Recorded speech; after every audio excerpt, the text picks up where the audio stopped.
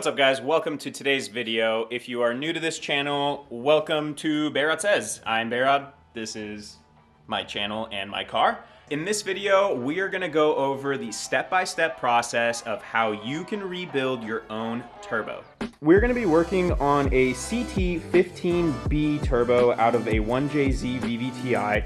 This turbo was the turbo out of my car. It started smoking really bad out of the exhaust pipe. I took the intercooler piping off from the turbo side and it was filled with oil. The intercooler was filled with oil, which is a really strong indication that the oil seals have blown inside the cartridge. Now, if you're unfamiliar, this is my 1JZ swapped S13 drift car. This is a car that I built last year, did the swap last year, and it's had the factory turbo on it since I got the engine from the importer.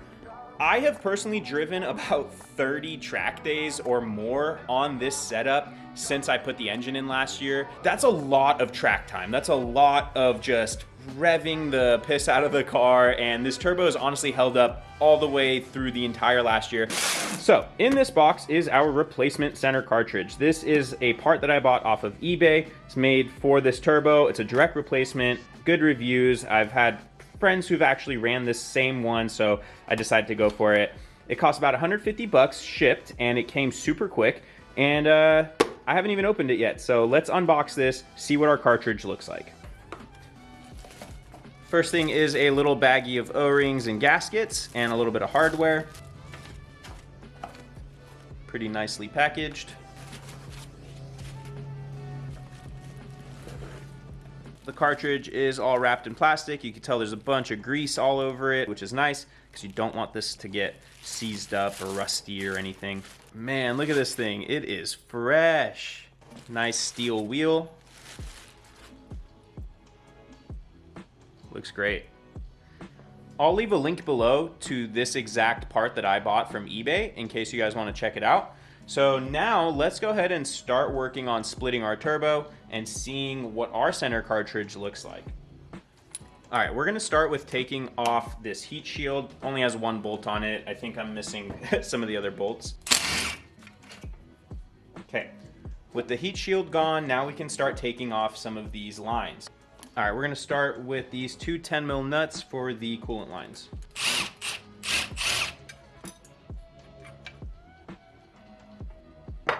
Next, we have the two 10mm nuts for the oil drain tube.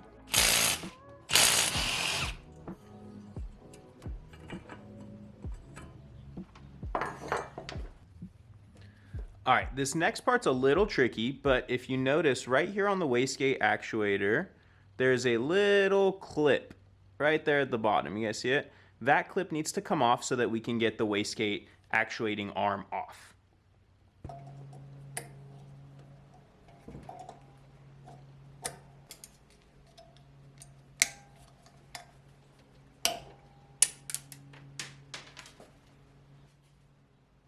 All right, so this part's a little tricky because this C-clip's like super tiny. Mine shot off across the garage. Luckily, I found it. So just be careful when you take this off. So now what we can do is go ahead and undo this nut right here for the band that holds both sides of the turbo together.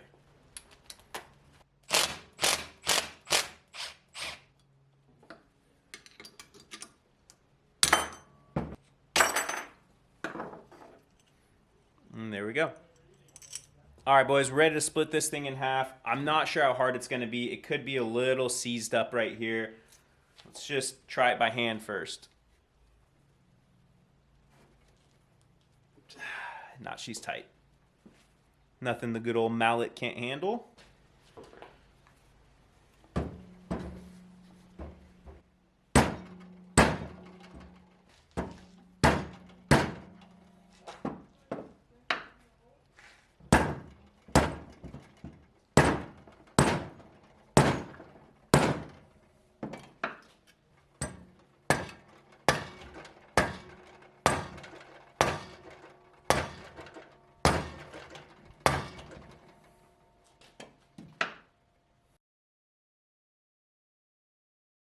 All right, guys, well, I spent a while just kind of beating on this thing, trying to get the hot side off the cold side, and it's pretty seized on there. So I'm gonna go ahead and soak it with some good old PB Blast, and then we'll let it sit for about 5 minutes and then see if we can keep whacking on this side and get it separated.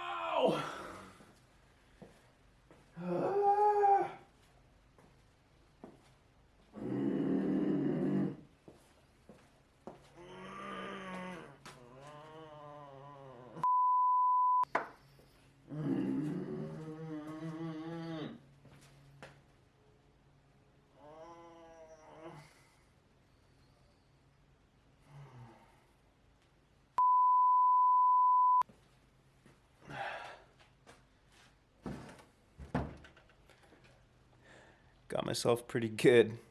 Rip. Don't miss and hit your freaking hand, because that shit hurt hella bad.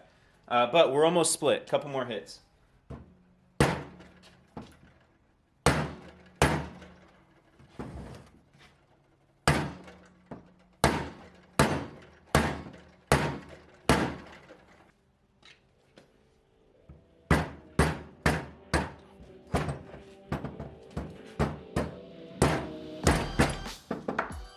All right, boys.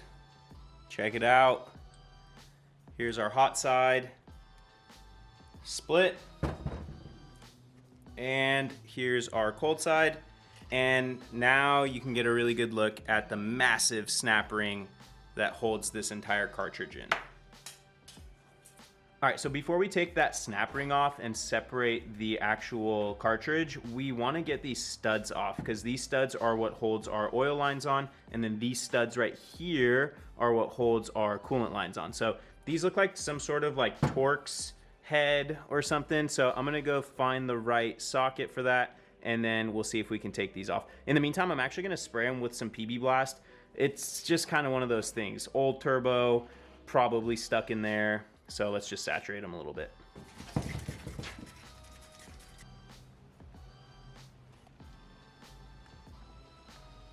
This video is not sponsored by PB Blast, but it could be. Okay, so I don't have the exact right size for the coolant lines where the studs are. This is the size that you need for the oil one. It's an E8, but I need a smaller one for the other ones. I'm gonna just get the bigger ones out with this one first, and then the small ones, I don't want to mess them up at all. So if I could try to use some vice grips and clamp on and get them off without messing up any of the threads or even the little, you know, star head or whatever it's called, we will. So let's see.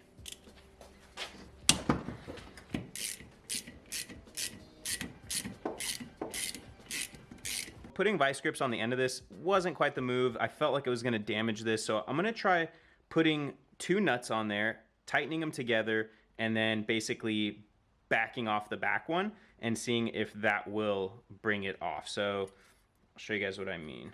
So we're gonna put 1 nut on backwards, so the flange side is facing out. Then I'm gonna put the other one facing that one.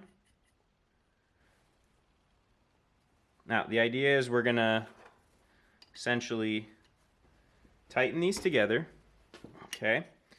Now that they're tight together, I'm going to grab this back nut and undo it, and it should back off our stud.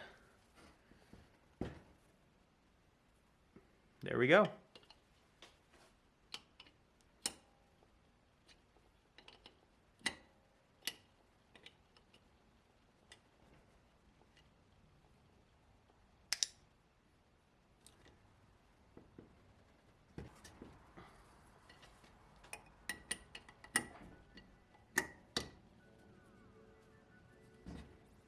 All right, so now we're ready to take the snap ring off and actually get this whole cartridge out. So one thing I noticed is that there's this little cutout right here, and it seems like it's kind of perfect for pretty much putting a little screwdriver right here, flathead, and then get your snap ring pliers. And as you're doing your pliers, you can kind of push in with your flathead, and boom.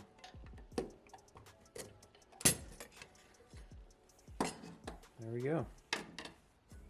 Not too hard. Now, the snap ring has an orientation. Make sure that you don't put it on the wrong way. If you kind of feel it, it's tapered a little bit. It's got a bit of a tapered edge that tapers like this way.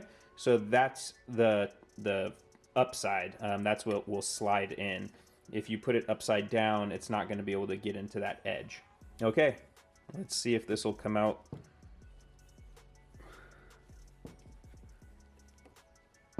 Oh yeah, no, she's definitely stuck in there. All right, you guys know what time it is.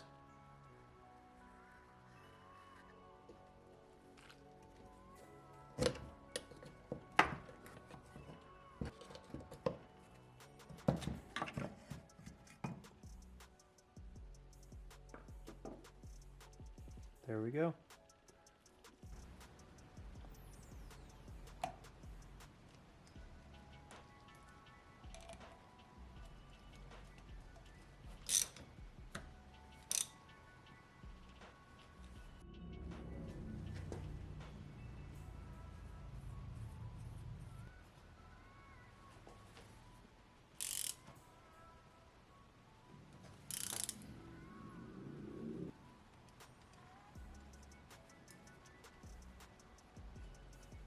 Now, one other thing to note is where the block off plate is on your cartridge.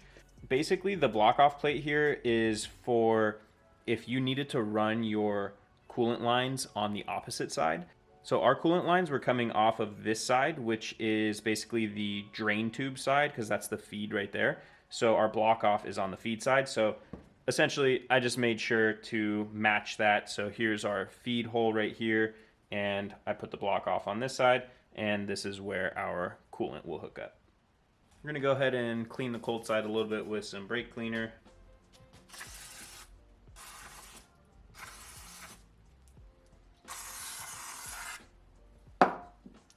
The cartridge does have a directional way that it goes on, and you can tell by the little cutout right here.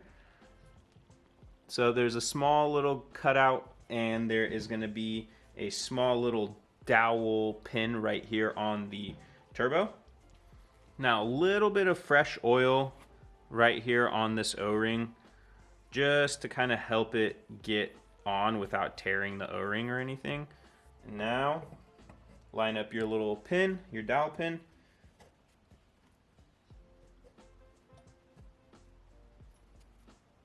And basically you just need to get this to sit just enough inside for you to get the snap ring back on. So it's not going to be too much.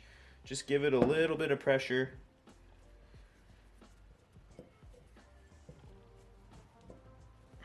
And that's pretty much it. It's like barely just, you know, got a little lip on it. And now we grab our massive snap ring.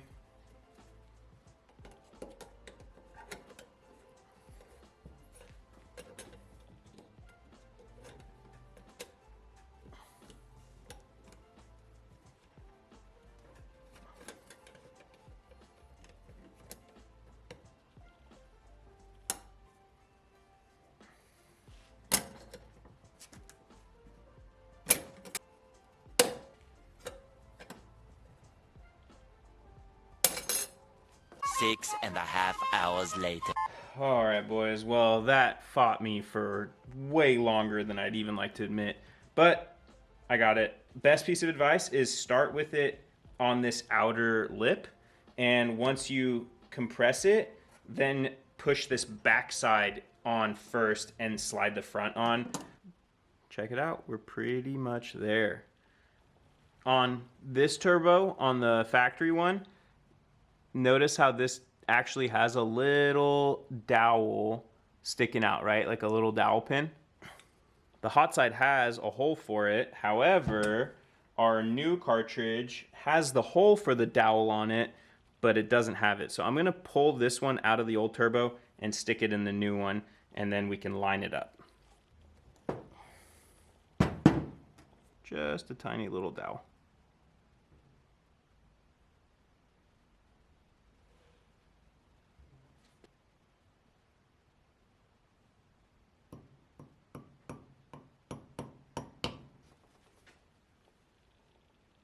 There we go. All right, well, we have a problem. So the old cartridge, where the hole is for the dowel, if you notice, it's not perfectly centered on this little flap. It's kind of slightly further down, right? Well, on the new cartridge, now mind you, this is an eBay cartridge. It's not like OEM. Look how the dowel is centered right here. Okay, so the problem is basically doesn't line up because our hot side, our hole for the dowel is further down and it's not centered in this little flat spot. So basically, you know, it only fits with that. So here's what I'm gonna do. We're not gonna run the dowel. Now, the dowel is there to make sure that your turbo is clocked the correct direction. So what I'm gonna do is basically take the dowel out and I'm going to mark with a pen where this would be, and I'm going to also mark the hot side where the dowel is. That way, once I have the turbo sitting on there, I just got to line my lines up together and I know it's clocked correctly.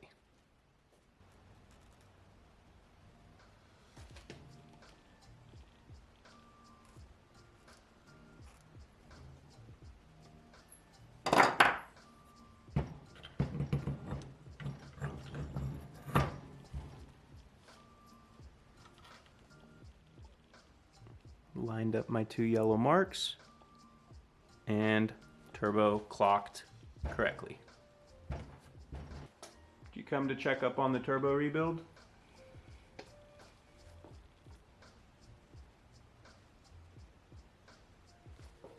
Winston says we're doing a good job. Thanks, buddy. All right, back to work.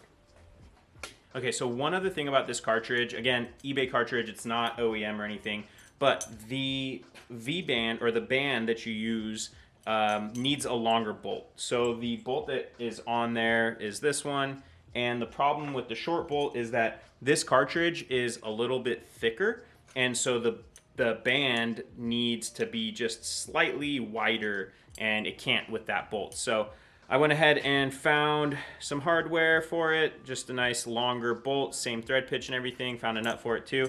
So I'm gonna go ahead and try to get this band on now. I tried with the old bolt, and I had heard that this was an issue. I tried with the old bolt, wouldn't work, so found a new bolt. Let's see if we can get it on.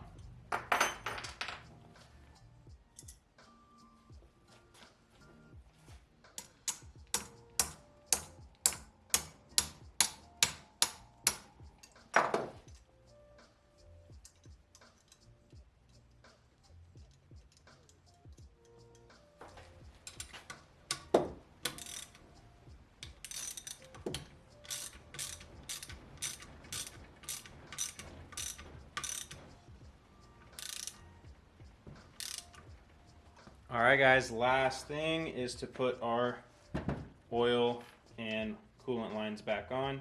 Fresh oil gasket.